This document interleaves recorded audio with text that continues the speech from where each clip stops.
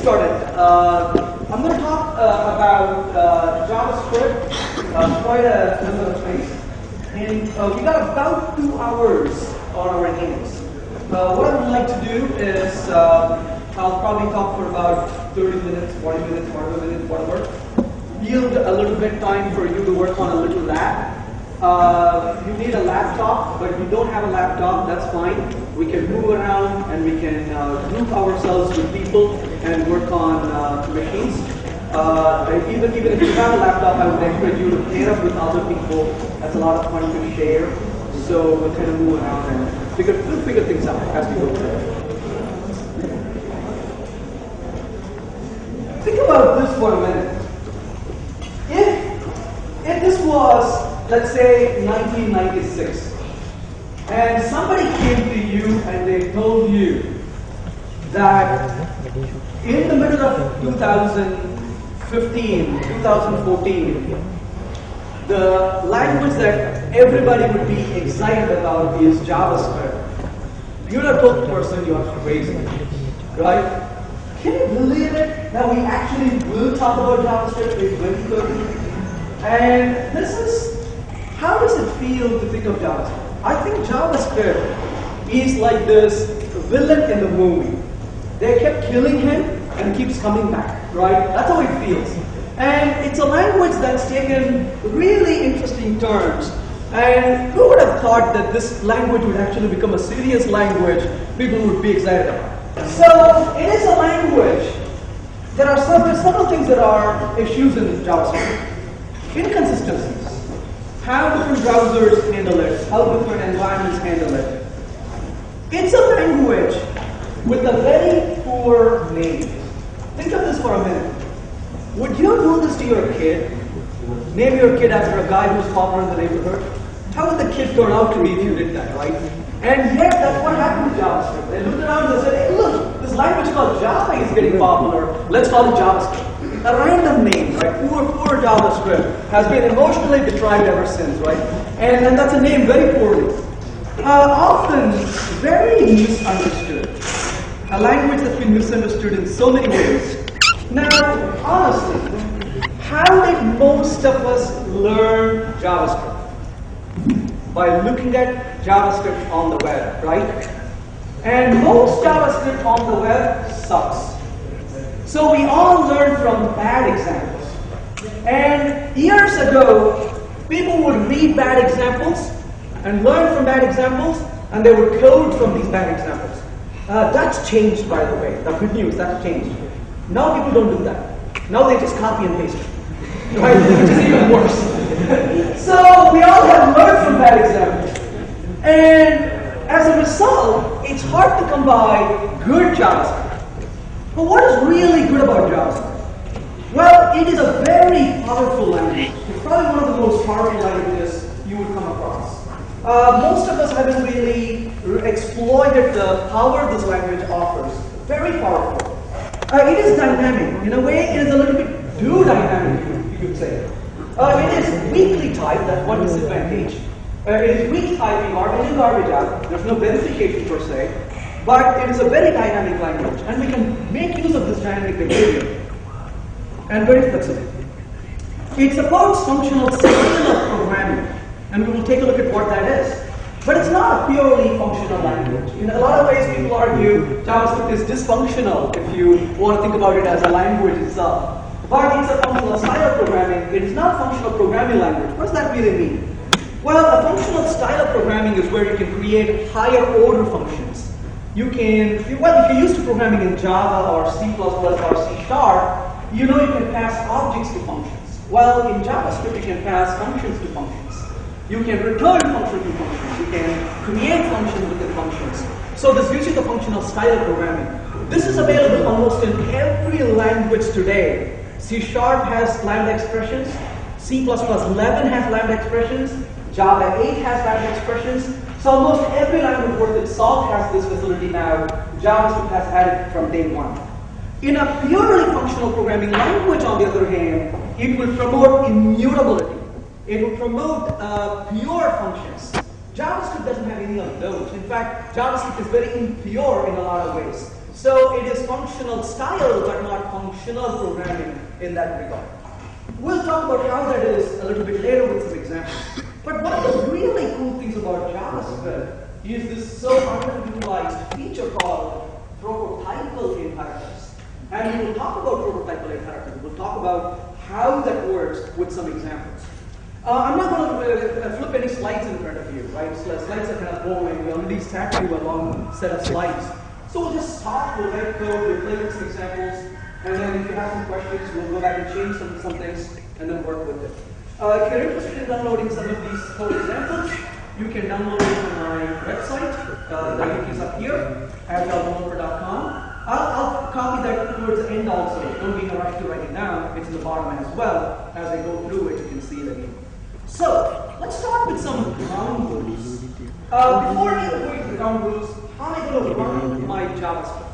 Well, there are a couple of ways to run JavaScript. One is I can create an HTML file, I can write some JavaScript, I can bring it up in the browser. That's the best way to get old and die, right? So that's boring. That's too slow a round-trip process. So I'm not going to do that. But instead, I'm going to just run JavaScript here in Node. So what are we going to do? Well, first of all, what I'm going to do here is, let me quickly show you an example of this. So what is the benefit in here? Well, we're going to run this very quickly. So for example, if you notice, I'm going to go ahead and write a little bit of code. Let's just say, for example, let's say hello JavaScript, right? So I'm going to run this code. How am I going to run this code?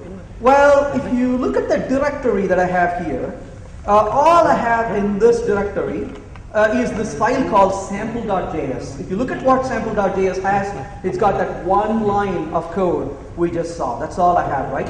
So right there is sample.js, and that's the file. I'm going to just run node sample.js. That's all I'm doing. So this runs the code in that file in Node. So what is Node? Node is a little engine that can compile and run JavaScript code. You can just type Node. This gives you what's called a REPL, or read, evaluate, print loop. A REPL is a very nice way to interactively try certain things. For example, I could say numbers equals, let's say a bunch of numbers here, 3 numbers. I can then say numbers dot, and then we could use some functions on it. So for, and I hit the tab key and it fills up what's remaining, and then I could give a function to run with it if I want to. I could also say things like 2 plus 3 and find out what it tells us. So you can play with this node REPL, or you can simply say node and specify the file name to run. But that is too slow also, right? You probably notice I'm a very impatient guy, right? So what am I going to do to run this? I'm going to just do this, right? So we're going to just write code and run it. And all I'm doing here is I've configured this editor to do whatever I was typing manually on the computer. It is doing it for me, so I don't have to waste my time and effort doing it, and we can quickly see the output. So that's all I'm doing, no magic. So that's all I'm seeing here is the output. So let's talk about some ground rules. The first ground rule is that you really have to be careful about semicolons. Now, JavaScript, semicolons are optional, but optional in a way it'll hurt you when you don't expect it. So always remember to put semicolons. Let's look at an example. So I'm going to say I have a function called foo, and this function takes a parameter. Now, in programming courses, you always have to have a function called foo. That's a requirement. So we're taking care of that requirement right here, right? So foo is the function. And what am I going to do within this function? If n is greater than, let's say, 5, let's say less than 5, what do I want to do here? I'm going to say return, let's say n times 2, else simply return n itself. So let's go ahead and give this a try. I'm going to call foo and send a value of 6. Hey, that's good. Notice it printed 6, right? Very simple. But I'm going to call this one more time. This time I'm going to call foo, and I'm going to send a value of 3. Well, what should it do? Well, 3 is less than 5, so it should multiply 3 with 2 and return the same result. 6, isn't it? Well, not quite. You saw it gave an undefined. Now, what really happened? Well, what JavaScript does is, it does you a favor. It looks at your code and says, oh, poor Venkat forgot to put semicolon here. Let me help him. And it puts a semicolon in place where I least expect it. So it put a semicolon right after that word return, and as a result, it returned nothing or undefined in this case. Well, it doesn't help, unfortunately, put a semicolon here either, because it still put a semicolon here for you, right? So you have to be very careful how you write it. You got to put it right there on the same line, and you can see that it's working fine. So be careful a little bit about some of these rules. Now, the second thing is, how do you declare variables in JavaScript? Well, let's go ahead and say we have a function again here. And within this function, I'm going to say local equals, let's say, a value of 7. I'm going to print the a value for local. So I'm going to go ahead and call the function foo. And you can see it printed the value of local, which is 7. That's what we got here, right? For the 3 people standing, you're most welcome to go grab a chair if you would like to. I hate to see people standing, but if you are happy standing, you're most welcome to stand as well, but you're not required to. So you can grab a chair if you want to. So what do we do here? We just call this and said, I want to print the variable called local, and that's what we did. We printed the variable local. But what if I try to get this variable local over here, right? Well, notice in this case, it gave us an error. It's very unhappy. What happened? It tells us we cannot access local. Why? Not because you called it local, because that variable is in local scope. It's only known within that function, right? That makes sense, doesn't it? Now, on the other hand, I'm going to come back to this code right here. Let's remove this printing of local. And right about here, I'm going to define another variable. Let's say max equals 7. And I'm going to go ahead and print this value of max right there. It printed the value of max as 7. Actually, let's make it 17 just to see the difference. But notice one thing I did here. I did not put the word var in front of max when I defined it. So JavaScript looks at this code and says, hey, Venkat put local var in front of local, but he forgot to put var in front of max. And it says, what can I do to hurt him the most? And it figures the worst thing it can do is to make a variable global, isn't it? Because nothing could be more evil than global variables. So it says, nice idea. So if I try to come out here and print the value max, notice I'm able to get the variable max outside. So in other words, if you forget to put the word var in front of variables, you make it global, which can be pretty damaging. Why? Because not only you make this variable global, you probably are stepping on another variable that's already defined in another context. Imagine you got several JavaScript files you bring in, and then you are running your code, and you start creating global variables everywhere. And all of a sudden somebody writes another function, and this can go blow up a variable way over there. And if you like debugging, you got a lot of opportunity for that in JavaScript, right? So, moral of the story, never define a variable without putting a var in front of it. You always want to make variables local and don't want to make them global, right? Very damaging. You could also use an option script, and the JavaScript run will tell you you forgot to define variables, so you could do that to protect yourself. Another thing to keep in mind, if you look at this code right here, notice I printed local right here. That's great. Now I'm going to go ahead and define yet another variable. And this time I'm going to say over here var, let's say max equals 17. Remember how I remember to put the var in front of this. Now I'm going to print the value of max. Everything seems to be fine. But then I come out of this scope right here, and I'm going to go ahead and print the variable value for max. What's going to happen? Well, notice how we have a block of code right here. And we came out of the block of code, and then we are printing the variable max. Well, we know max is local. That we know. But what's going to run if we what's going to happen if we run this code? Well, I run this code and notice it still printed the variable max. I cannot access max over here. That's good, right? It's local. It blows up. However, what about accessing max right here within the function? Well, that simply worked. So what really happened here? Well, it turns out JavaScript doesn't have this concept called block. So it walks along and comes to line 4 and says, hey, look, nice little curly bracket, right? And then walks away. So it doesn't care about it. So there's no block scope in JavaScript. So you may be misled looking at this from the experience in other languages, but there's no such thing. In fact, it's a little bit worse than that. What's happening in this case is that JavaScript has something called hoisting. In this case, the variable max, where is it being defined? This variable max is being defined right all the way at the very top of this function. So there are two things happening. On line number 2, max has been defined, and on line number 5, it is being given a value. So what's the lifetime of max? Lifetime of max is line number 2 all the way to line number 10.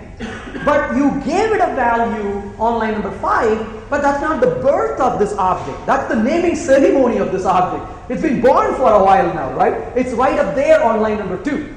And so as a result, one convention we follow in JavaScript is we create all the variables in the very top of the functions. When you create all the variables in the top of the function, there's no confusion when you look at this code.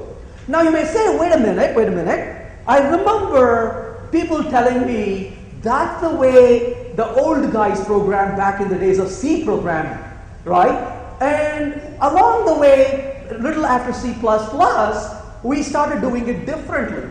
In the languages which are more modern, we define variables very close to where we are using them. We don't define them all in the top. Now you're telling us to go back and do the old way. That's correct. Because in JavaScript, everything is defined at the top of the function. Well, but there was a reason why they told us don't define all the variables in the top. Remember, there's a reason why they changed it. Why did they change it? Well, the reason is when you have long functions, if you define all the variables in the top, by the time you get to the middle or the bottom of the function, you don't know what those variables are. It really becomes hard to find out those things. So if you define variables where it's used, it's easy to find out. But there's a very easy way to fix it.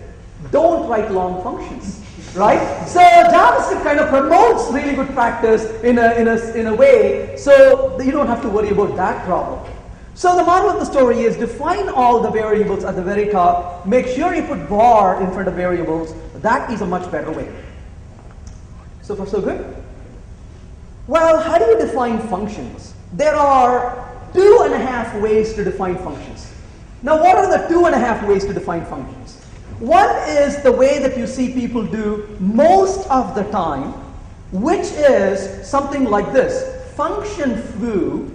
And then you probably have seen people write code like this, right? So we could say foo called with, and then let's say a number n. So what is this number n? That's what I'm going to pass right here. So I'm going to say foo with this value of 6 over here, and you can see it print. Anybody who has seen code like this? Almost everybody, right? So I see a few people raising the hand. The other people, what about other people? They're in denial. They don't want to admit they've seen this, right? They've been tortured by code like this. They're like, please don't ask us. I'm not going to raise the hand. Right. Absolutely. We all have seen it. Well, actually, I know the answer. Those who raised have seen it. The others are the ones who wrote it. Right? Absolutely. So yeah, we've seen code like this. Now, what is wrong with this code? My recommendation is don't do this. Now, you're going to say, wait. You are telling me that the best practices that we see on the web are the things we shouldn't do. Because I look at any website, that's how they find functions, why not? Well, this is fundamentally flawed in a certain ways. Now, let's see why this could be a problem. Notice I called foo called with 6, great. Now I say function foo, let's say n over here again. And this time I'm going to say redefined foo called with, and let's say n again. So notice how we are calling this function twice in this case. Is the font big enough, people in the back row still? Is it good? All right. So now I call foo and send a 6 one more time. So what do you think is the output going to be on line number 5 and line number 11.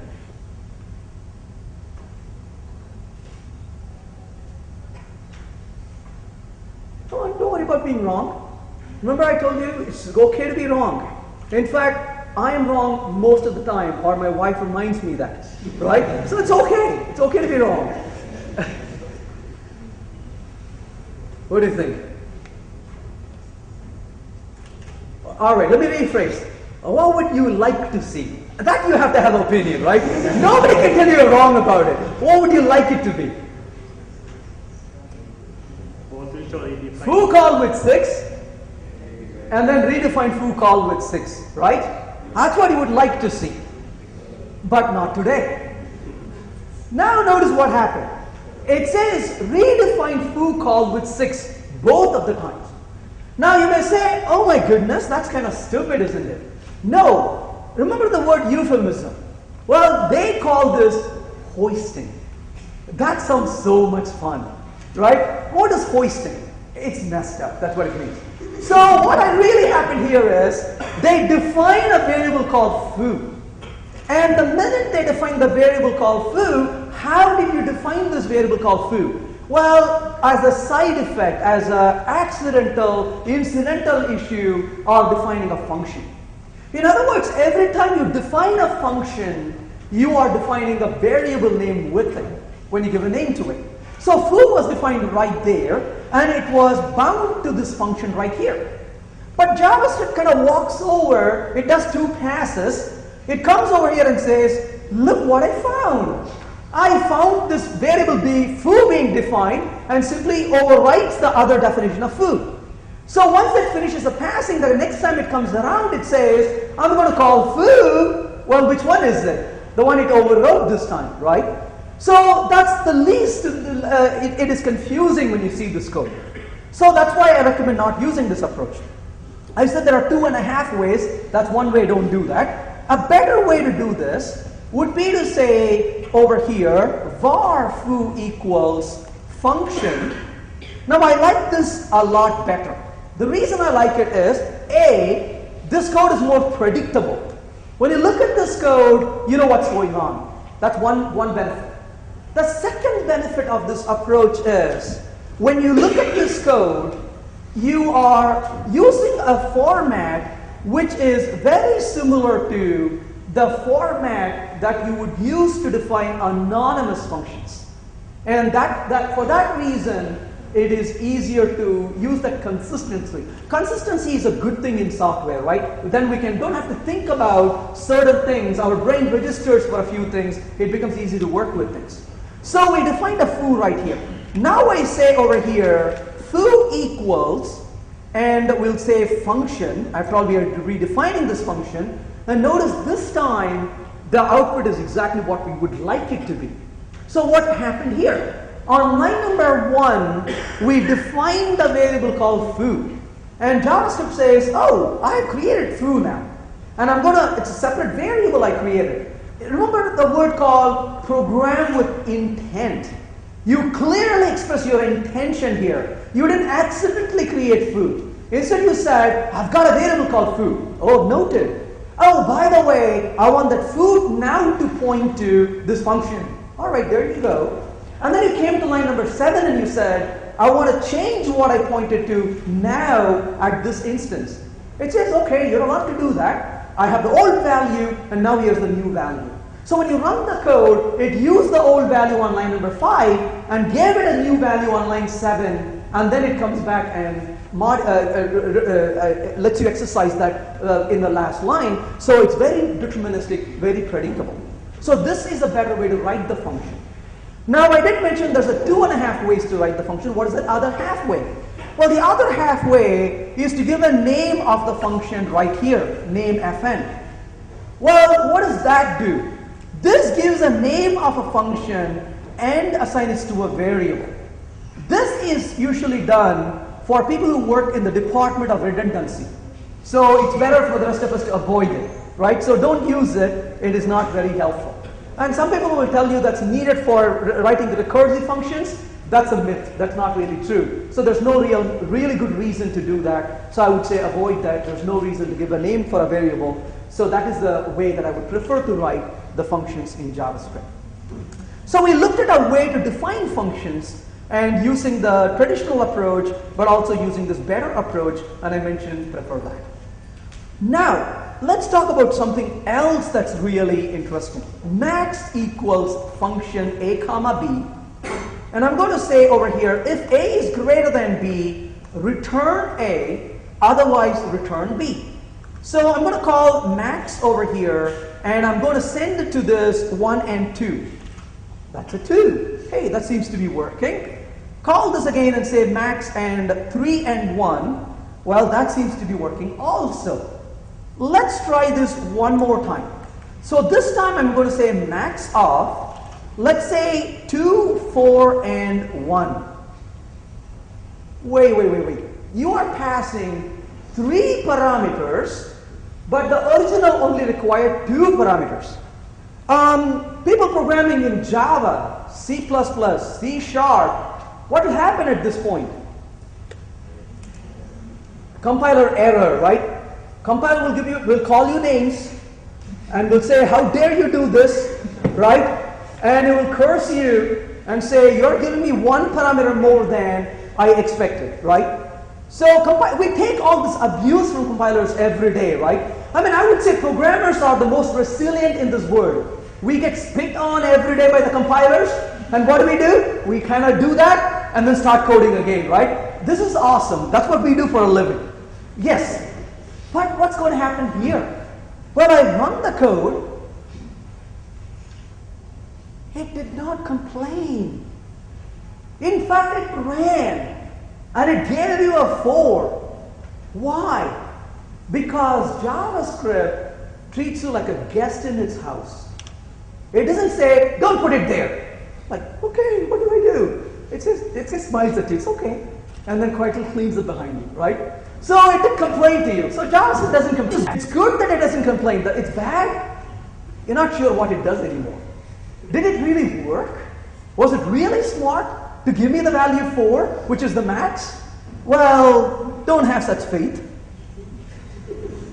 So it quite didn't work. So it failed, but it failed very quietly, which can be troublesome also, right? Well, what happened in this case really? Well, the problem is this. If this was Java or C++ or C#, and if I ask, or even other languages like Ruby, for example, if I asked you, how many parameters does max take, what's your answer in those languages? Okay, speak. 2. Of course it's 2. We look at that and say, how do you know? Because you look at the function declaration, right? Your eyes immediately went to line number 1 and said, hey, look at the parameter list. And in the parameter list, I got 2 variables, so that's what my count is. That's correct. But not true in JavaScript.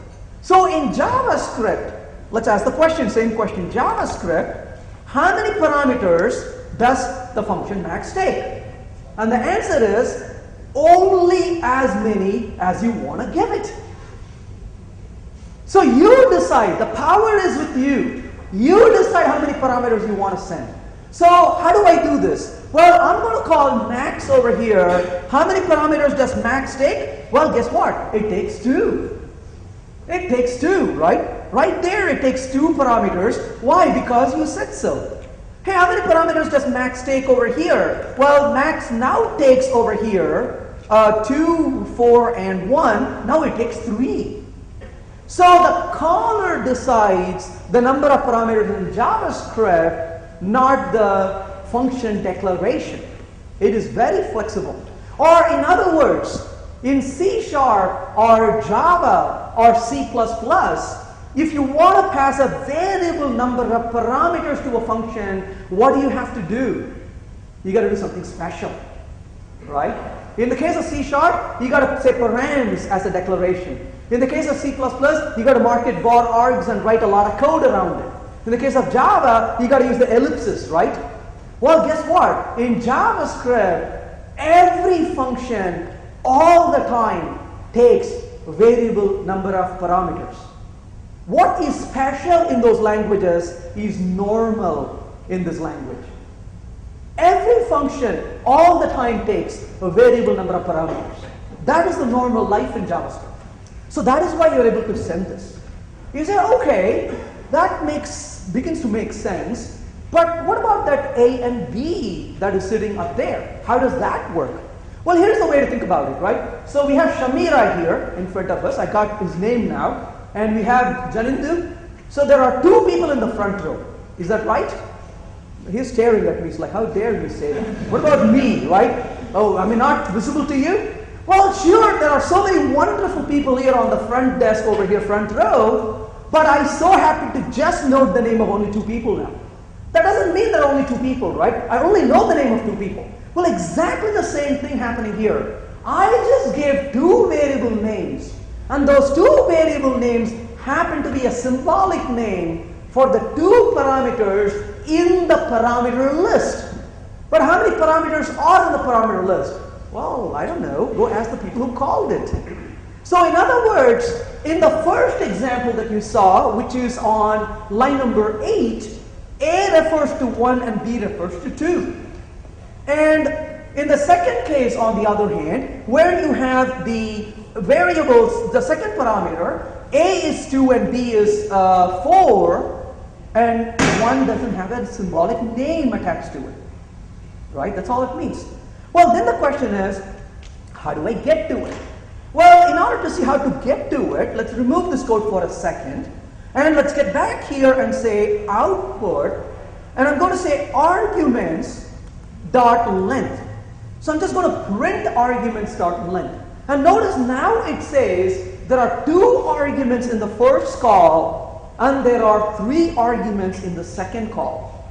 So this tells us that the number of arguments these functions receive is equal to the number of arguments you actually pass. So in the line number 6 we sent 2, in line number 7 it sent 3. What's that undefined? Well, our function doesn't return anything useful, so that's undefined because we're printing what's not being defined when we print it up. So far so good? Well, then what are we going to do here? Well, var large equal to, let's say for a minute, arguments, let's say 0, and then I'm going to say return large. That's what I'm going to return from here, right? So notice I'm returning the first values now. But I really want to find the maximum. So what should I do? For I equal to 0, I less than arguments dot length, I plus plus. And then I'm going to say over here, what's the next step? If large is less than arguments of I, then large is equal to arguments of I. So now we are finding the maximum value in the entire result that's been given to us, values given to us. So notice how in this case it printed 2 and 4. Now if you were to modify the second occurrence to a 3 parameter, remember the 8 that I was trying to send, it is able to give us the right result, which is 8. So what did we do? We're using arguments. Well, notice in the function I no longer use A and B, right? I'm not using A and B at all. So in a sense, you could go up here and simply get rid of A and B because you no longer are using it. It doesn't matter because we have no use for it. So in other words, every function in JavaScript always receives a variable number of parameters. By looking at the function, you cannot say, you got to know a little bit more, right? So when a function doesn't take anything, how many does it take? It takes any number, right? It doesn't mean it doesn't take any parameters. That's what makes it a little more complex as well. Now, I made a mistake in this code. Does anybody know what I did wrong? There's one error related to what we talked about so far. That's correct. On line number 3, he's been awake. He's been listening. Absolutely. Variable declaration on line number 3. Notice I said for I equal to 0. Now, here's the fun part. If you had another function somewhere in the code, and if it used a poor variable called I, you just stepped on its toes. Whoops. Be very careful, right? So the right way to do this code would be to say var foo, I equal to 0, and that's the right way to declare. Be very careful defining things. So we talked about arguments. So what is arguments?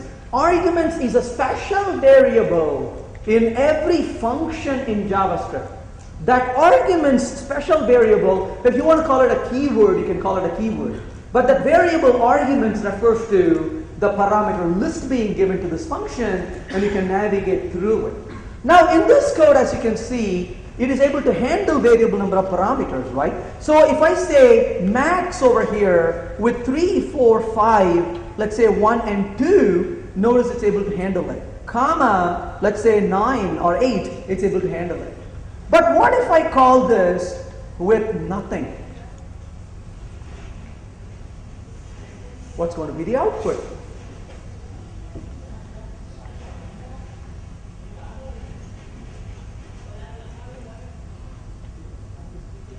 The arguments list is there, but it's empty. So what will happen if you get the first element from an empty list? Well, in Java, you get an index out of bounds exception. But remember how JavaScript treats you like a guest in its house. So it's not going to tell you that. Instead, what is it going to give you? Undefined, right? It's going to give you undefined. So when you run this code, notice how it gives you undefined. If you want to handle that though, you could. So what could you do? You could go up here and say if arguments.length is less than 1, what do you want to do? Throw. Hey, notice that word throw. Only in exception handling, the JavaScript is like Java. Everywhere else is different, right? So you can throw exceptions. And what can you throw? Well, in Java, what can you throw?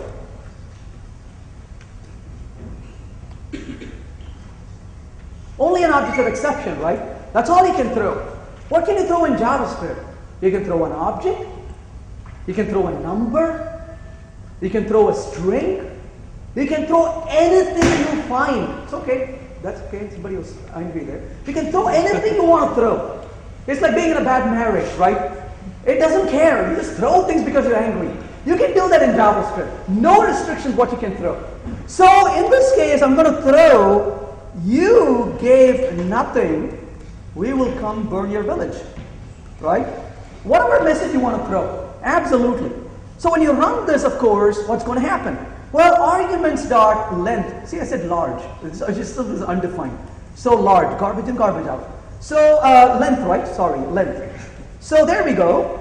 And it gave an exception, and you can deal with the exception. How do you deal with the exception? Well, you could put a try block, and then you could put the code inside the try block, just like you would do in Java, right? And then you could say catch an exception. You could print out the exception if you're interested. You can see that exception came out. You could even put a finally block, just like in Java and C#. And then within the finally block, you could say, after code, whatever you want to call it. So you can see after code is being called, right? And finally will be called even if there's no exception. So if I go back here and say 1, 2, you can see that after code is run. So that is an example of how you can check the arguments and you can deal with it. So we saw the arguments, that's great. But then there's one other interesting piece, which is called the this. So we saw arguments is a special variable name, one more variable called this. Now what in the world is this? Think of this as a context object for a function to run. So if I were to define a function here called greet equals function, and I take a name as a parameter, and within this I'm going to say over here, let's say hello plus name, right? So I could call this function. So I could say greet, and we could say Chaminda here, right? So we could greet Chaminda. Now in this case, of course, I'm calling the greet function, and on line number 1, what did I do? This is going to be a bar, JavaScript syntax. So it says hello Chaminda, great. But in this case, of course, we use the word hello from here. Where did that come from? That's a literal we are passing. And where is this name coming from? That's a parameter we are getting from this case. But rather than doing this, we could do a little different. We could come back to this code and say this dot to uppercase. So I'm going to say plus a little space and that. Well, that fails. Why? Because it says, I don't know what you're talking about. What is this to uppercase function? Well, I'm going to say in here greet, but I'm not going to call the function like this at this point. Instead, I'm going to say greet.call. Now, all of a sudden, I am calling a function called call on the function itself. This is a bit weird. We thought we were calling functions at this point. Now we are calling a function on a function, right? Meaning we are treating the function like it's an object. Well, that's because functions are objects in JavaScript. And objects are functions in a way. So we'll see how that is in a little later. So this is calling a call function. Then I'm going to say hello and then comma. And what am I going to pass over here? The name I'm interested in calling at this point. So we can see how it printed hello Chaminda. But notice it's an uppercase. How did it become uppercase? Well, we sent a lowercase hello, but when you call the function called call, the first argument becomes the context object. So in other words, when you do a call, the first parameter binds to the this variable on the function, and the remaining parameters become the parameters of the function. And in other words, we are binding the context object when we make this call in this function. Now, let's say for a minute we are interested in passing multiple names to this function. So we're going to say name1 comma name2, and right about here we could say plus, and then we could say name1 plus, let's say name2. So notice in this case we are providing two names. So now we could say over here, we could say call. Let's just say in this case, we even put a little and here because we're passing two names. So we could say, for example, over here, Jack, comma, let's say Jill, and we could say hello Jack and Jill. So we can see how easy it is to call this function and pass multiple parameters.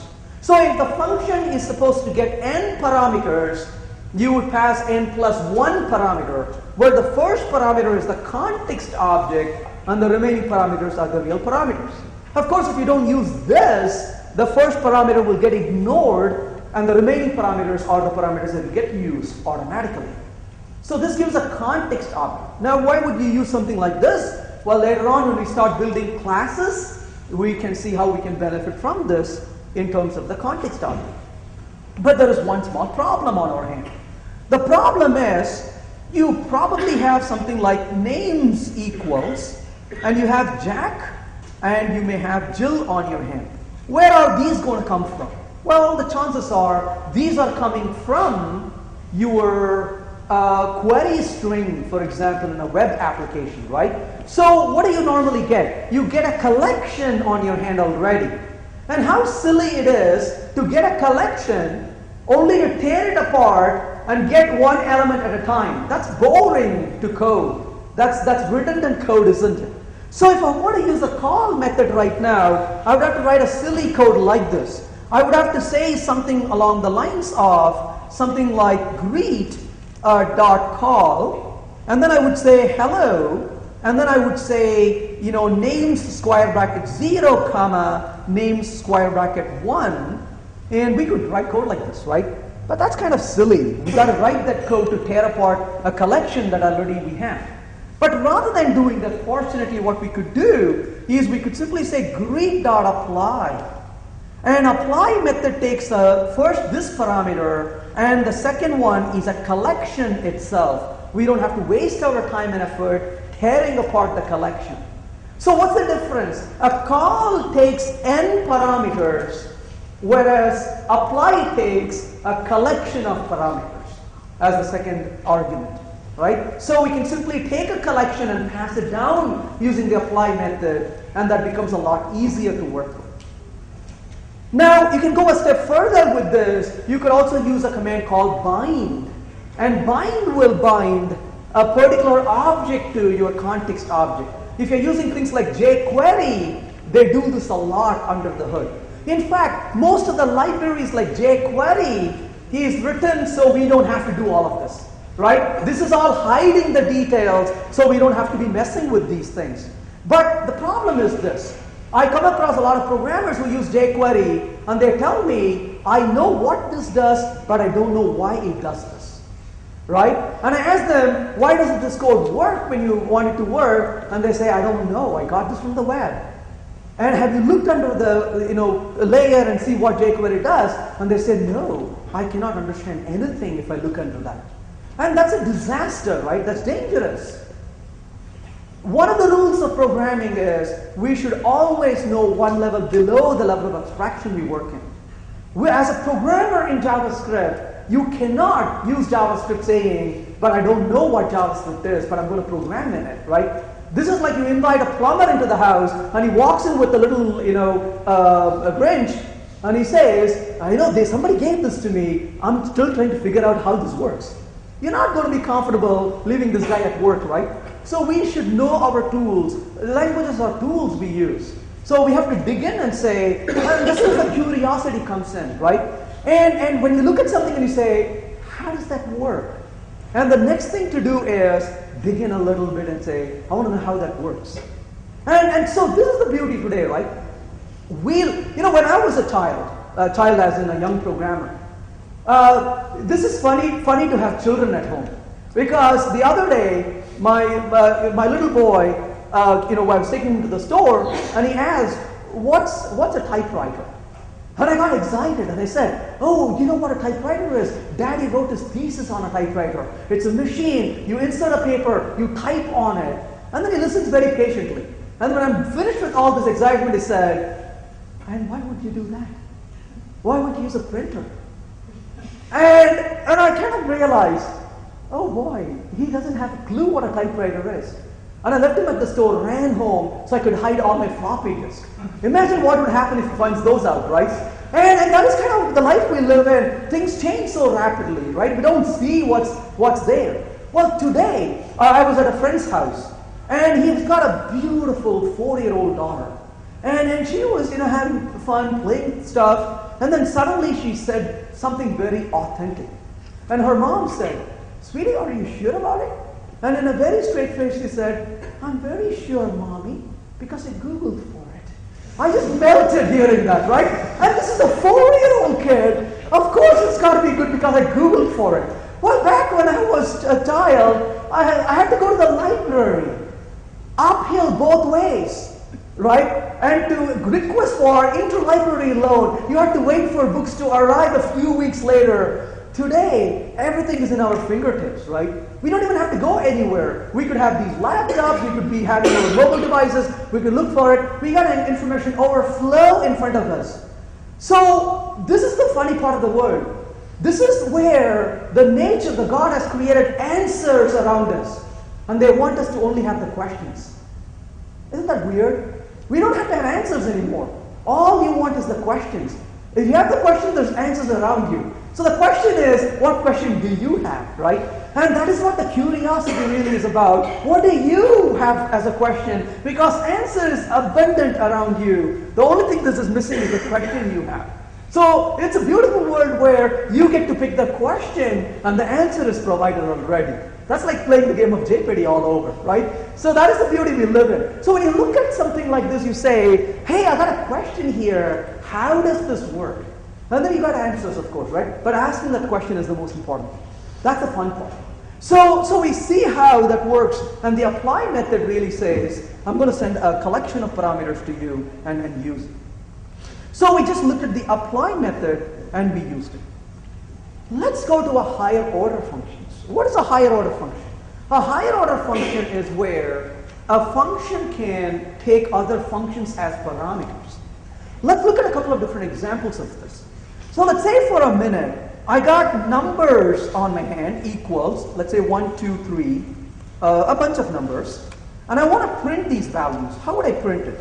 For int I equal to 0, I less than, let's say over here, numbers dot length, I plus plus, var, right, not int, var. And then what should I do here? Print out numbers dot, well actually square bracket I to get the value out of it. That was a lot of effort, isn't it? You got to create a variable I properly, set it up properly, and then set the boundary condition properly, increment the value properly. That is a lot of work. We don't have to do all of that. Instead, we could use a higher order function. So we could simply say numbers.forEach. So what am I doing within the forEach function?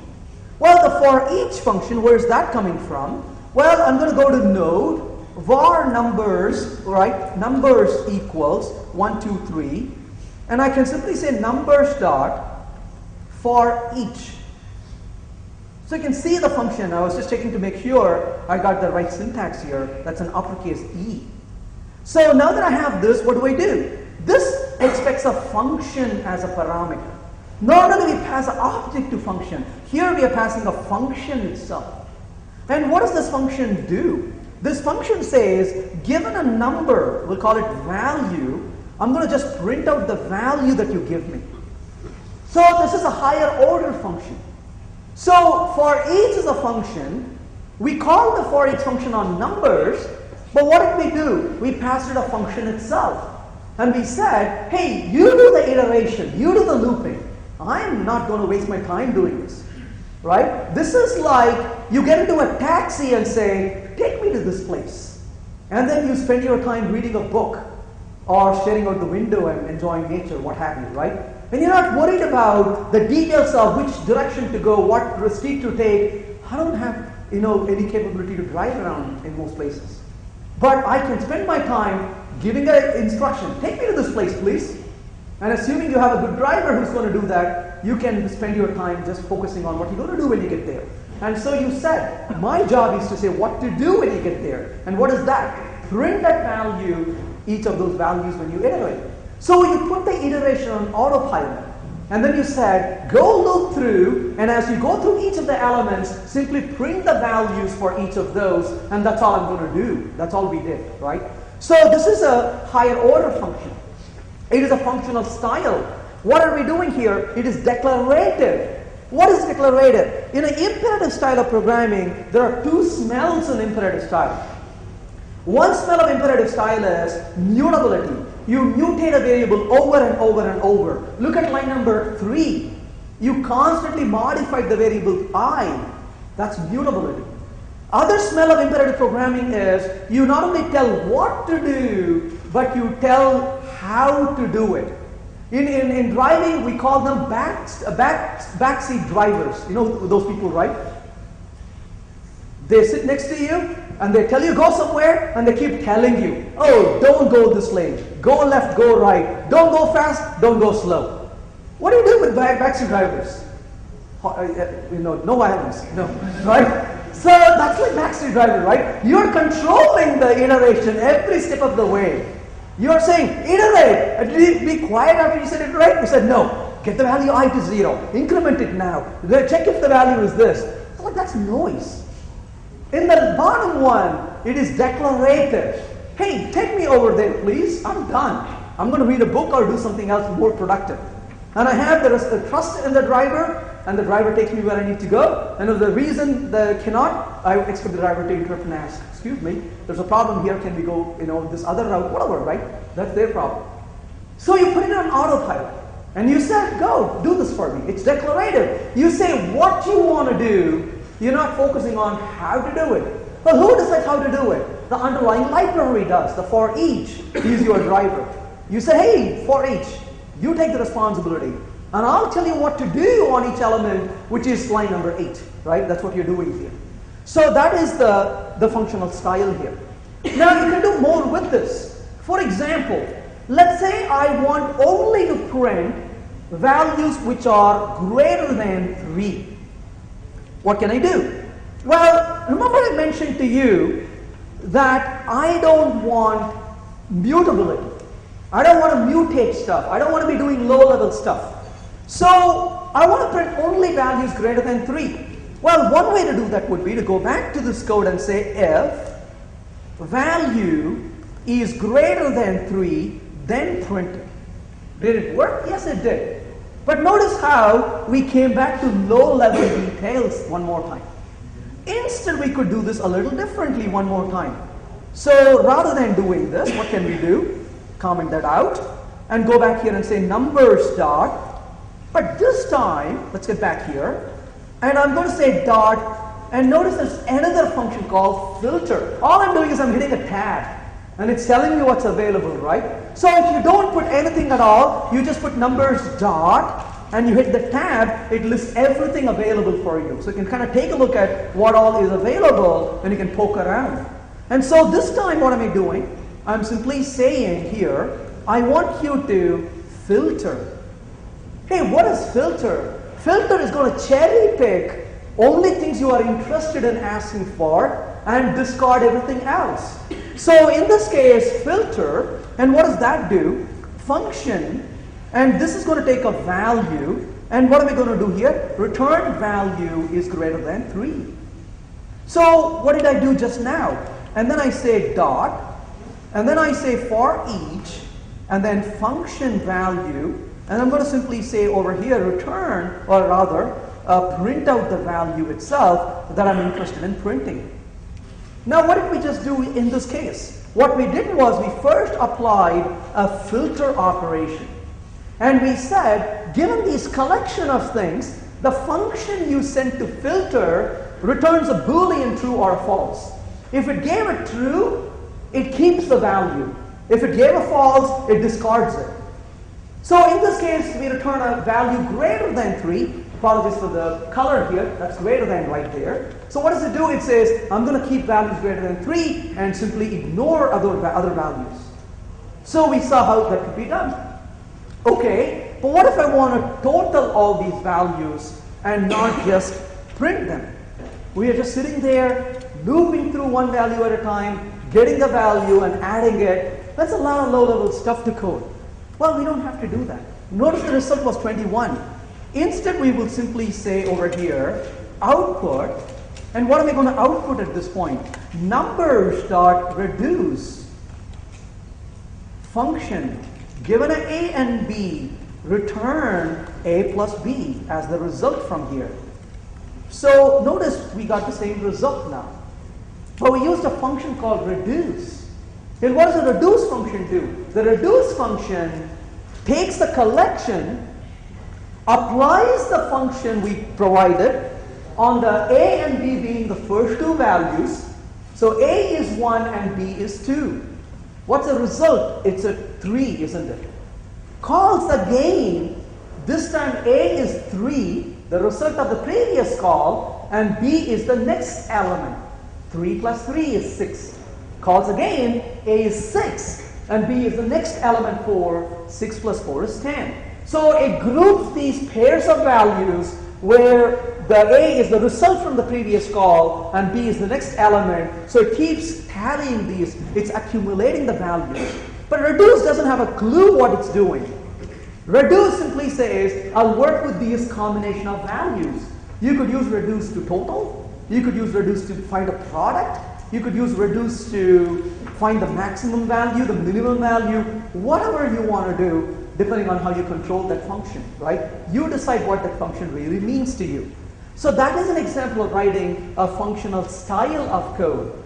And so when you start programming, look for these kinds of functions. You start writing code very differently now, using more of an elegant functional style rather than the imperative style. There's a performance consequence. The functional style in Java may be a little slower than the imperative style. But don't throw away good code in the name of perceived performance. First ask not how fast it runs. Ask if it runs adequately to the speed you want.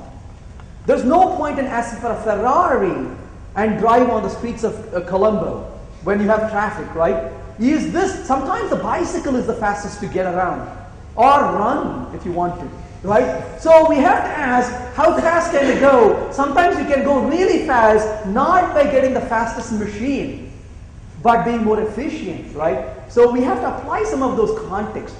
People use this misguided notion, I got something very fast. Well, no, something very fast will actually make me very slow. Sometimes we have to find what is going to get me there faster, not how fast it is. in absolute measures, right? That's where things get tricky in what we try to do. So evaluate performance and see if it's adequate for your needs. That's what is important. The last thing I want to talk about before we get to an exercise is this. Let's talk about one thing before we go further. If A is equal to B and B is equal to C, then A is equal to C. Would you agree with that? Absolutely, right? If A is equal to B and B is equal to C, then better be that A is equal to C. You'd be very upset if it's not, right? Absolutely. Well, let's try this. Hey JavaScript, tell me if 1 is equal to 1. Say sure. Why not? Thank you. So tell me if 1 is equal to 1.0.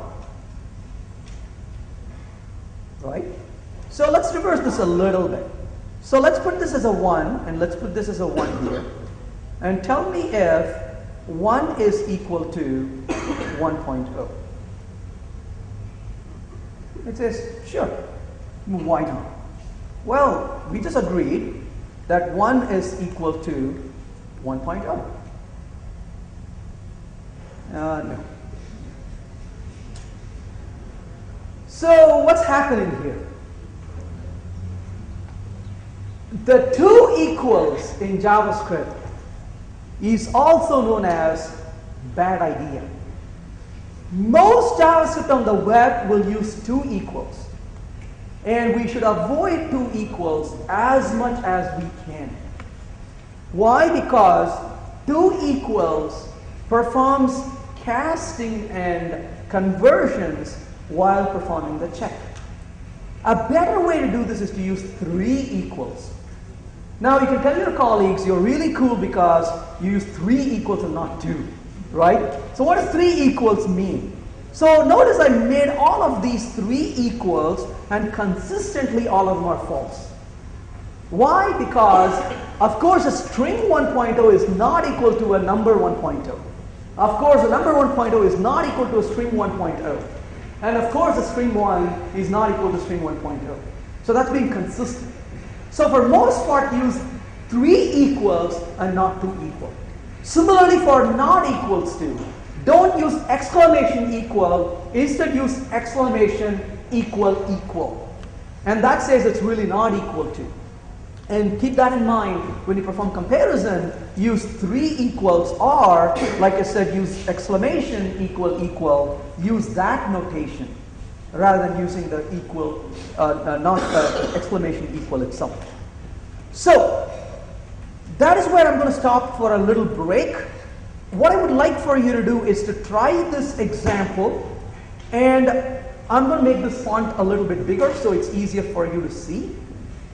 What I would like for you to do is, I know we have fewer computers here than the number of people. However, invite somebody to pair up with you, or 2 or 3 people join together, move around as you need to. And if you don't have a computer still, be bold and write on a piece of paper. And then write the code. You wouldn't have a program running on the computer. But once we are done, we can compare notes. So how about exactly 10 minutes for you to work on it? And I'll start back at 10 minutes from now. So give that a try.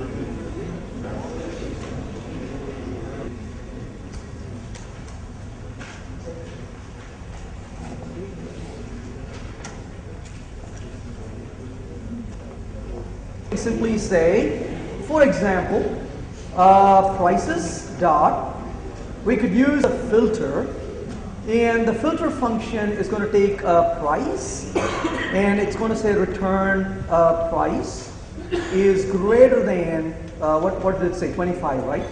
So that's going to return a price greater than 25. And then we could call dot reduce on this. And then this could take a function price 1 and price 2, for example. And then we could simply say return price 1 plus price 2 to perform the total of the prices. And then we could print the result. Whatever the result should be, we could print it, right? So we could do that. Now, just any questions before we move on? I want to talk a little bit more about this. But questions, comments, anything? Okay, so look at how expressive this is, right, compared to sitting there and doing loops and all that. But a couple of things. As nice as this is, one place where I get a little anxious, especially in JavaScript, is the syntax for declaring a function still is a bit verbose. And if you're taking a function that takes multiple parameters as functions, it can get very difficult to read the function. So what I would recommend to avoid that problem is, don't ever fear to write readable code. Sometimes people feel they have to make the code, complex and hard to understand. That's not a good pride to have. Don't ever feel bad to write readable code. So if it really makes it easier to read, what is it you're filtering? You could say greater, right? Greater. So you could say than, let's say 3. Or 25 rather, right? So we could say, for example, right here, we could say greater than 25 equals function, takes a price, and return price is greater than 25. So we could break it into these smaller functions. There's nothing wrong with it. And then we can say over here, what is this function really? Well, all that this is doing, pardon me, is add to. And so we could say add to equals function. And then we could just put that function right here, which is the add to function. And the only disadvantage of this is people will actually understand your code, right? And so if your intention is to confuse people, don't write like that. But if your intention is for people to actually understand the code, don't hesitate to break it into smaller pieces. And then that becomes easier to say, oh, so you're filtering things that are greater than 25 and reduce add to. So one of the things to keep in mind is the energy it takes to understand a code should be very minimum. Why? Because if you're spending a lot of energy to understand code, then you're not going to be able to maintain a lot of code. But if the energy to understand a code is less, you're able to maintain a code a lot better. So write readable code rather than writing code that's hard to read eventually. That's a choice we have to make. It takes a bit of effort to do that, but we can certainly get to that point. So that is an example of how we can write that function. Great. Now, how do we create these objects? Well, functions are objects, and objects are simply a collection of properties. Let's first create an object, can we? So var person equals. In JavaScript, you can create an object just like that. You don't have to worry about wasting a lot of time and effort creating classes if you don't want to. So in this case, I'm going to say first, and let's say the first name of this person is John. So we could create very easily. We could say last, and let's say this is Smith. And we just created a person object. So we could say person, and we created a person object. Well, this is called the JSON notation, or so-called Java object. This is called JavaScript object notation. And JavaScript object notation gives a very easy way to create objects. So we can put properties in objects very easily. Now, not only can we put properties in objects, we could also have functions. For example, play. And we could say in here, we can have a function, and we could say something like playing, for example, right? Playing. So we could simply say person.play and call the play function on the function object itself. So we could do this very easily, as you can see. So this is a way for you to create objects in JavaScript. very lightweight notation called the JSON notation, or also the JavaScript object notation or JSON notation. Very easy, very simple to create it. Well, that's great, but we can create classes also in JavaScript. How do we create a class? Car equals function. So there we go, we created a class. You say, wait. You created a function, not a class. No, seriously, we created a class. If you're not really sure, notice I used the uppercase C. Well, you're laughing. That is a convention in JavaScript. In convention in JavaScript is you create classes the same way you create functions. So there is no difference in how you create it. There is a difference in how you use it and what your intention is. So in other words, you could do something along these lines. For example, let's say for a minute here, you could say in here, let's say creating. So creating. I could say car like this. Hey, look, we just called it like a function. Yes, and don't do that. And the reason is, our purpose on line 1 was to create a class and not create a function. So what does it really mean creating a class? Well, in JavaScript, you don't really create a class. You actually create a constructor. So think of a constructor as an object factory. If you think about it this way, it becomes clear all of a sudden. You create a constructor which is an object factory, and that can be used to create an object for you. Now, a couple of things to keep in mind before we go further. If I say type of, let's say 1, well, that's a number, sure. What's the type of hello? That's a string, of course. What's the type of car? That's a function, of course, right? So we saw a number type, a string type, and a function type. But instead, we're going to say var car equals new car. Now I say type of car, and notice that's an object. This is a lowercase car that I created from a new car as a constructor. Did you notice when I ran this, it called creating as well. So what is it doing? It is constructing an object in memory. What does it really mean, constructing an object in memory? Well, let's go a step further with this. I'm going to specify the year of this car, 2013. So I'm going to pass a year in here. So, but how do I get the year? I'm going to say car.year. It says undefined. Where did the year go? Well, we didn't set it. So I have to come back in here, and I got to set the year of the car. Now think about this for a minute. I have a function, but this function is used to create an object. And once I create an object, that object's year has to be set. In other words, there's a context that you're dealing with. So the way you can specify the year has to be set into this variable is to set this into the context. So you say this dot year equals year, and now notice you get the year value.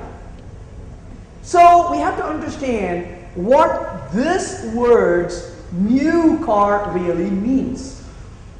In order to understand this, I'm going to dissect this into 3 steps that are going to happen. Well, what are the 3 steps that are going to happen? Well, the first step is 1, create memory for the object. That's the first step, right? It creates a memory for this object. Well, okay, what's the next thing it does? The next thing it does is runs the constructor in the context of the object. We'll call it the inst. So we'll say the inst is the object. So we'll come back to this in a second. So it runs the constructor in the context of the object called the inst. I want your help here. The name of the constructor is car. So if you were to write this as a function call, this is going to be, inst equals allocate memory, right? So inst equals allocate memory, done. And I want you to tell me, what's the next step? How is it going to call the car function? Come on, you can do it. Read line number 9. Runs the constructor in the context of the instance. So what do you think is going to happen on line number 11? Don't worry about being wrong. Car dot, that's correct. Car dot call. So car dot call, inst comma year. Make sense? So now you know how this works. Because within the constructor, notice line number 5, or rather line number 3. What did we do in line number 3? We said this dot year equals year. Well, what is that word this? Remember, that's a context object. Where does that come from? From the first parameter of the call, isn't it? So now you know what the magic is. So it's really creating a memory, running the constructor with a dot call with that as a context object. So far so good? And the next thing it does is sets the cars, the instances rather, pardon me, the instances prototype to the cars prototype. That's the last one. I don't know what that means, we'll come back to it. It sets the instances prototype to cars prototype. Okay, that's good so far. What does that really mean? Well, the way it means is this. Think about it this way. Every JavaScript object has a prototype. So what in the world is a prototype? Think of a prototype like this guy here. It's a bag I carry around almost everywhere I go. It's always with me or very near me. Well, that's my prototype. It's really a bag with a bunch of junk I carry around the world, right? That's what it contains. Now, what is the benefit? The benefit is you could come to me and say, hey, can I have a change for a few rupees? And guess what? I do have a change for a few rupees. I can give it to you. Why? Because I know I need this. I have it in my wallet. But if you say, hey, can I have a change for a few euros? Well, there's really no reason for me to carry euros in my pocket. But I won't say no to you. I will immediately reach into my prototype and I will get you change for my prototype because I do have some change for euros and various other currencies I carry depending on when I need it. So in other words, think of a prototype as an object you can reach into. It's a bag of stuff. And every object has a prototype. And guess what prototypes have? A prototype. And guess what those prototypes have? A prototype. Until the very last prototype doesn't have a prototype. Right? So there's a chain of prototypes and the very last one, a sentinel prototype, doesn't have a prototype. So let's understand how this works with an example here. So person equals, let's say over here, first. And I'm going to say John over here. That's enough for now. Now I say print out person. And what does it say? First. But then I say dot proto. You see that? Look at what John has. John has a prototype. And what does this prototype have? Nothing. This is like a guy I ran into. I said, what do you do? And he said, very nobly said, I help my dad in the village. At the village. I said, that's noble. What does your dad do? Nothing. Right? So that's example, right? This is like awesome. It's got a prototype. What does he do? Nothing. But I want to say, hey, prototype, I'm curious, who is your prototype? Huh? What does he say? No. That's the very last guy, right? He doesn't have any prototype after that. But every object has a prototype, right? That's great, isn't it? So far, so good. So we got a prototype. Now notice what I'm going to do. I'm going to go back and say, remember what I said? If I don't have anything, something, what do? I go to my prototype, isn't it? This is called prototypal inheritance. Much better than the regular inheritance. So notice this. I'm going to say person dot first name. And I'm going to ask the person's first name, right? I'm asking for the property called first name. Sure, no problem, because the person has first. But on the other hand, I say, hey, person dot work. What's it going to do? Fail, right? Because the person has no work method, it blows up. Sorry, couldn't do it. But instead, I'm going to say, a person dot proto equals, and I attach a new object now with the work method, which has a function called working, right? So now, notice when I run this code, it says working. Just observe what happened here. Person has no work.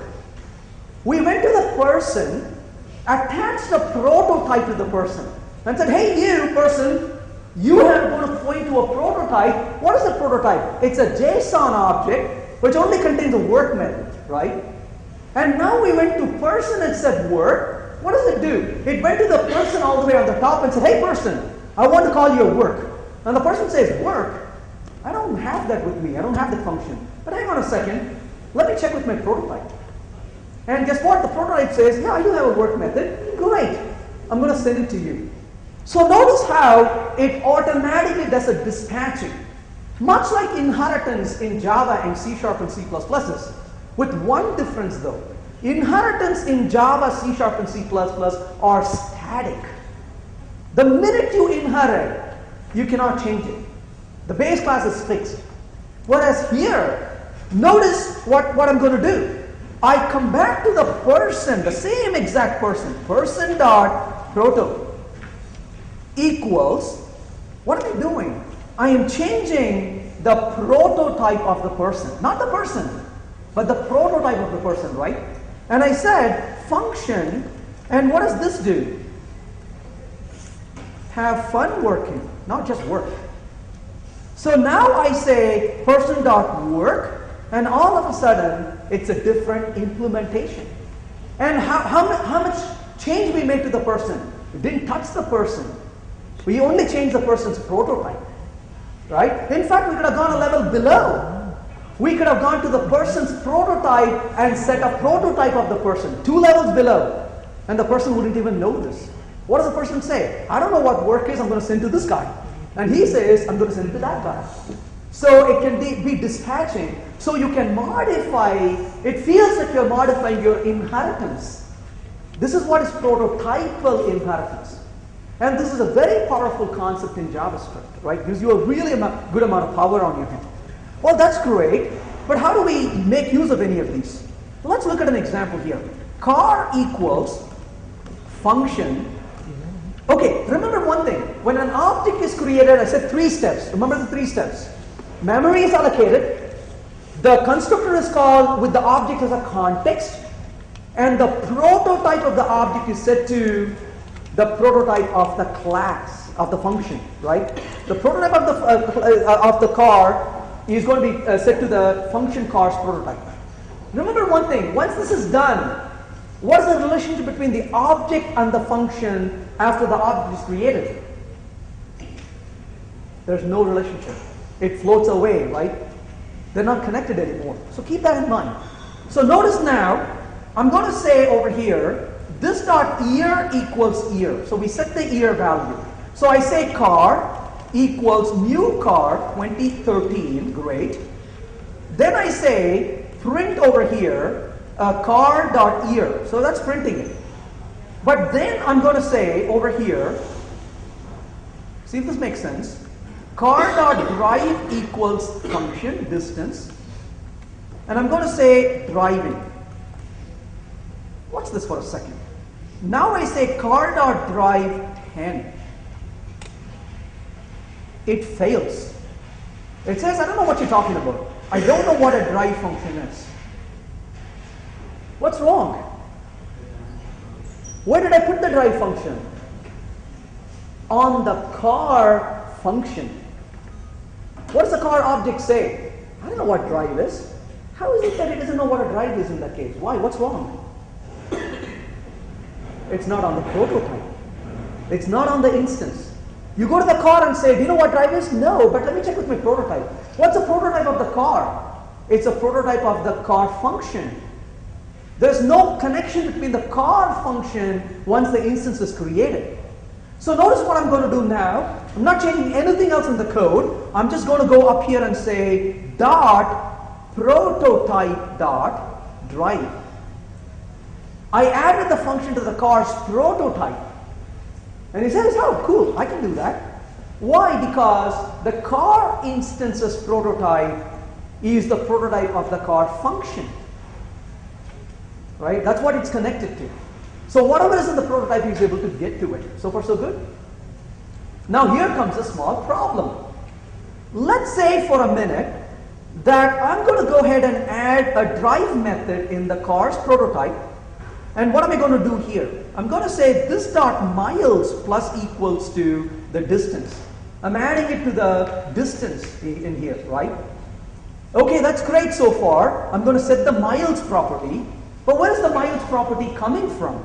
Well, if the miles doesn't exist, I have to set what the miles is. We could say car.prototype.miles equal to 0. So now let's go ahead and say print out car.miles. Hey, great, isn't it? So far, so good. So what did we do so far? Seems like it's working. Car's prototype has a miles. Car doesn't have miles yet. And prototype.drive, drive is coming from the prototype. So you went to the car and called drive, it called the drive on the prototype. You called the car's miles, it gave you the miles. So far so good, right? But wait a minute. I create one object of car. It's a memory. And what does its prototype point to? The car's prototype, right? I create another object of car. What is its prototype pointing to? Same. Both of them are pointing to the same object, right? Stay with that for a minute. Now think about that for a second. Now both the cars are pointing to the same prototype. Where's the drive function? On the prototype. How would you feel if you drive one car and the other car goes with it? Not so happy, right? You say that's voodoo. Why is he following me everywhere I go? He says stop. Why? Because if you move, I move. Seems really odd, isn't it? Something is wrong here, isn't it? Well, let's ask for your help. What's your name? Spell it for me. I can see that. Shelton. Excellent. So, can you help me? He said yes. So he's in trouble now. So, let's say for a minute, you're going to be my prototype. Can you? He thinks so. All right. That's a good reason. Here's my prototype. So, what's your name, sir? Sudisha. He wants, let's say, he says, can I borrow, 10 rupees from you? Seems like a nice guy, is he? Yeah, seems like. So I'm going to give him 10 rupees. So that's not so fast. Okay, so he's happy with it, right? So he's got it. He's happy with it. Seems like a nice guy. About 2 hours goes by. He sees me and says, Venkat, thanks for your timely help. Here's your 10 rupees back. Now we have built a trust between each other, right? Absolutely. So he's trustworthy. So tomorrow he sees me and says, hey Venkat, can I borrow 1,000 rupees from you, please? Well, we built a trust, right? So it's only logical that I give him 1,000 rupees, right? Absolutely. Except for one problem.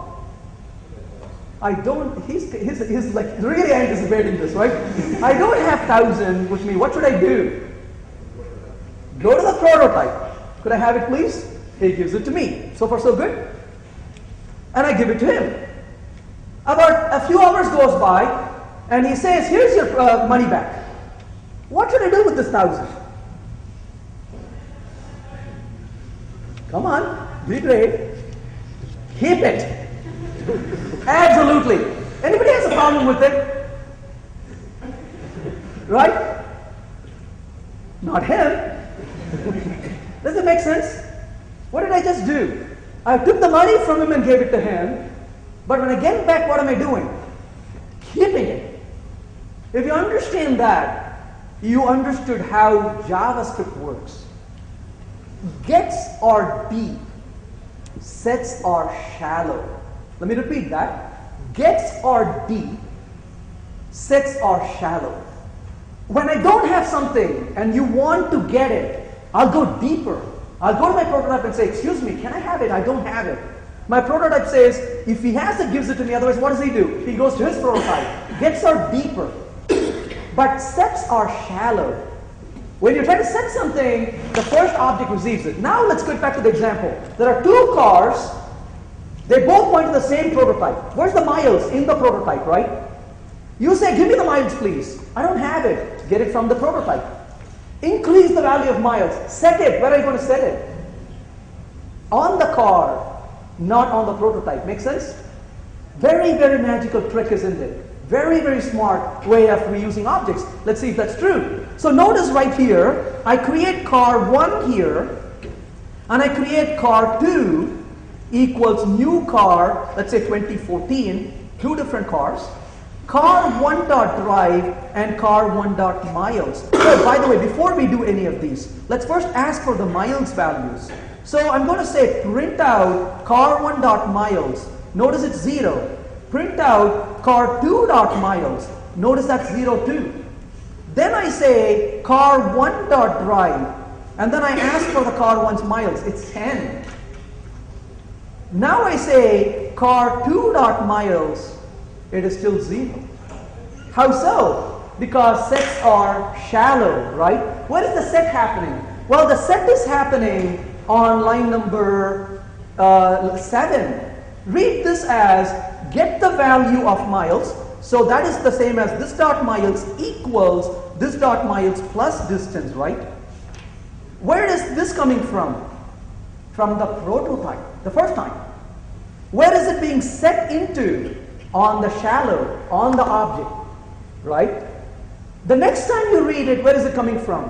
From the object, because now I have it, right? Next time you say, give me 1,000 please, I don't have to go to him, because I already have it. Still, I'm happy that I kept this 1,000. But I can give it to you because I have it with me, right? So that is the benefit you see. Make sense? How this prototype works? You say, wait. If that is true, how do we know all of this is true? Let's give it a try right here. So I'm going to say var car 1 equals new car 2013, and I'm going to say for property in car 1, print out property. What does he say? He says it's got year, miles, and drive. A big liar, right? He says it's got all of that. What does he really have? Only the year. Where's the miles and drive coming from? From the prototype, right? How do we know? Well, let's look at this. So we could say plus car 1 dot has own property. Oh, has own property. Right? Now comes the truth. He says, well, here is mine, but I actually borrowed it from him. He's like smiling all now. The truth finally came out. That's my money. Yes, right? Miles and the drive came from that other one. Make sense so far? Well, let's look one more time. Now I say car1.drive 10. Watch that carefully. So we drove the car. Now I say, tell me what your properties are, and this time, does it make sense? Notice how miles went from false to miles went to true, because sets are shallow. And this guy says, oh, now I have my own miles. Where's the drive coming from? That is still from the original. That's a function. I'm not changing the function. I'm just calling it. Make sense? So notice how, very brilliant, right? How the object deeply shares objects, but the minute you set it, gets its own copy. But if you go to car 2 right now and ask, where does the miles come from, what will it say? It's from the prototype, because we didn't change the car 2's miles. So that's how prototypes come into picture and how they are handled within JavaScript. So very powerful mechanism, as you can see here. So what did we do at this point? So we looked at the property, and we called a function called has own property. That's what we did, right? A has own property. We can get the properties using methods like this, but we can also do one more thing. We could say, for example, print line car1.year, but what if you have a variable called property equals year? Like in a web application. You don't know what the name is in code because it's coming as an input. Well, beauty of that is you could simply say over here, car1 a square bracket, and then the property name, and you can get the value like that. So you can use a very flexible syntax like this, where you can say car1 and get the property with a square bracket. So this gives a very nice dynamic behavior to get the values out. So you can also delete properties, but I recommend you don't do that. Because if you start deleting properties, it becomes very confusing to know what's available and what's not available. The only time I recommend you delete properties is if you really hate the people you work with, right? Otherwise, don't delete properties. It becomes really hard to work with it. Not only can you have class level methods, you can have instance level methods. Let's look at one thing here. Notice in this case, I can say car1.drive10. So you call the drive method. Now I'm going to say var Venkat's car equals new car, and I've got a beautiful car, 1984 model. And I'm going to say Venkat's car.drive, barely though, it'll drive. Let's say 1 mile, don't tax it too much. But my car has a feature I bet your car doesn't have. I can use my car to say break down. How does that work? I can simply say Venkat's car.breakdown equals, I could do something like that, plunk. But if I try your car.breakdown, sorry, you don't have that feature. So we can add functions to instances that don't exist on all the other instances. Look at the power, the dynamic nature, right? You can have methods on one object and not on other objects. You can even replace, from the testing point of view, look at how beautiful this is. You create an object, and only within your test, you can mock away one function. And just for the test, you can use a mock implementation rather than the original. Your test is over, the object is gone, and everything is back in shape. So this becomes extremely simple from the testability point of view as well in the code. So we looked at creating classes in this case, but what about inheritance? I'll skip that part, we're running out of time. But how do we deal with inheritance? Well, inheritance is very easy to build now. Let's say we have a vehicle class. And the vehicle over here, let's say contains a function. And here I'm going to say .drive. And let's simply say function. And I will simply say here, let's say distance. And we will say vehicle driving over here, plus distance. So now I say var car equals function. And this is the car that we're going to create. But I'm going to say car.prototype equals new vehicle. Make sense? So we create a car and attach the car's prototype to vehicle's object. Not vehicle, but vehicle's object. So what is this going to do? Now I say var car1 equals new car. Get a new car object. car1.drive10. And notice it's calling the vehicle's drive. That's what inheritance is, right? However, I'm going to go back to the car and I say this .drive equals function, takes the distance, and what are we going to do here? Car driving. And notice how it went to car's drive method. But normally in Java or C#, you can call from a derived overridden method to the base method, isn't it? How do we do that here? What do you normally do in Java to do that? You call a super method, isn't it? Well, there's no super here. So think about that. How can you go from, let's do a couple of things. Let's go back to this code, and we will say this dot miles equal to 0. And then here we will say this dot miles plus equals to distance. There we go. So before we add the drive function, we have not added the drive function. Remove that. Now I say output car1.miles, and notice it's 10. So far so good, right? Now we go back over here, put the drive method. So this dot drive equals function, distance. And here I'm going to say car driving.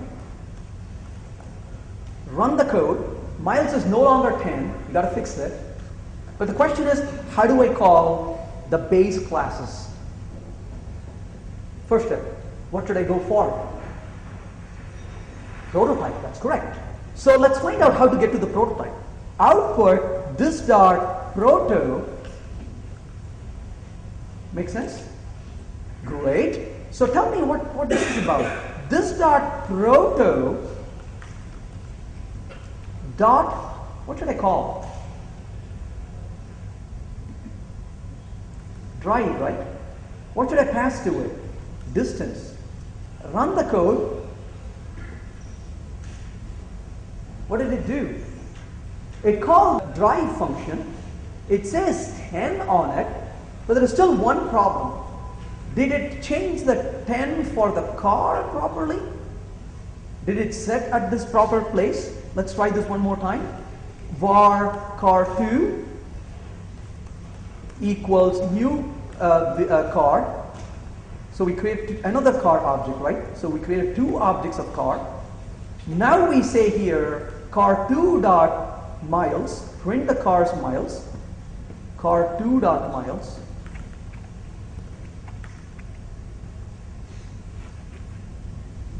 Trouble, isn't it?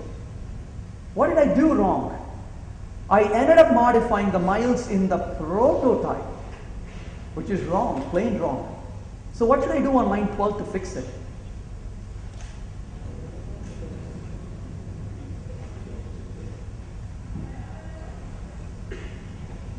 Any ideas? A call, or simply to apply this command. What should I say here?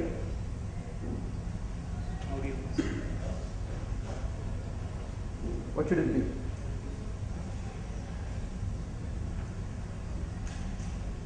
I need to pass a collection. My collection is going to be what? Arguments. That's correct. Arguments. Notice how that fits in really nicely with the inheritance model, right? So we said, go call the prototypes drive method, run it in the context of the current object. So when you go to car2, its miles didn't get affected. You got to be very careful when you program with JavaScript. It's power like a chainsaw, right? Vroom. Now you got active power on your hand. You can really cut things, but be careful, don't swing it around, right? You know what you're doing, you can reap the benefit of it. But you got to be very careful, you got to know what you're doing with it. Very powerful mechanism, as you can see. So this gives you an idea about how we can use inheritance model. Well, talk about array a little bit. They're weird in that they're not really arrays. They're kind of arrays wannabe. We already talked about exception handling and how we can throw different stuff. So finally, one concluding word. It's very important to maintain good code quality. If you want to maintain good code quality, there is a fantastic tool called JSLint, written by Douglas Crockford. And you can go to JSLint and you can type in a little JavaScript and it will tell you all the things you need to fix in it. Now, before you run JSLint, I highly recommend you sit down because it doesn't hold back anything. It will spit on you, it will slap you, it will call you by names. If you cannot handle that emotionally, don't use it. Ask somebody else to use it. It can be very draining. In fact, it made one guy so mad, he went on and created a tool called JSHint. JSHint will also slap you, but in the end it will hug you, just to make you feel better. The nice thing about JSHint is you can also use it in continuous integration to continuously check your code quality. So take a look at JSHint, H-I-N-T, or JSLint, either way. A fantastic book to read is the JavaScript, The Good Parts by Douglas Crockford. So take a look at that book as well. It has a wealth of details about how to write better JavaScript. If you're interested in downloading some of the code examples I have here, feel free to reach out to agiledeveloper.com, downloads link. And if I can answer any questions anytime, I would be delighted to get an email from you, and my email address is given up here on line number 3 as well. Hope you enjoyed that. Thank you.